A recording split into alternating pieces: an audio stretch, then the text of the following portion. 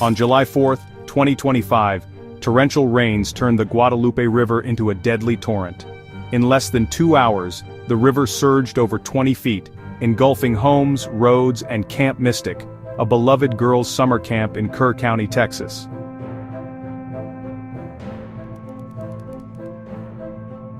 Authorities say 27 children from Camp Mystic are still missing. The camp, nestled in the Texas Hill Country, was home to over 700 girls when the flood struck in the early morning hours.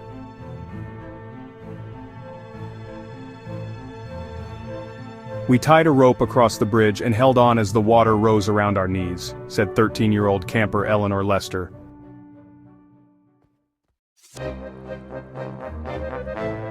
At least 43 people have died statewide, including 15 children. Hundreds have been rescued, some clinging to trees, others airlifted from rooftops. Texas Lieutenant Governor Dan Patrick pledges to search every tree, every rock, until all missing are found. More than 1,000 local, state, and federal personnel are on the ground. Boats, helicopters, and drones are being used in the desperate search.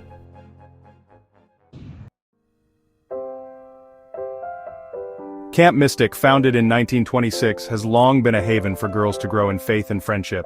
Now it's the epicenter of heartbreak. To support rescue and relief efforts, visit CNN Impact Your World. And for ongoing updates, subscribe and turn on notifications. This is not just a weather story. It's a story of lives interrupted, of families waiting, and of a community refusing to give up hope.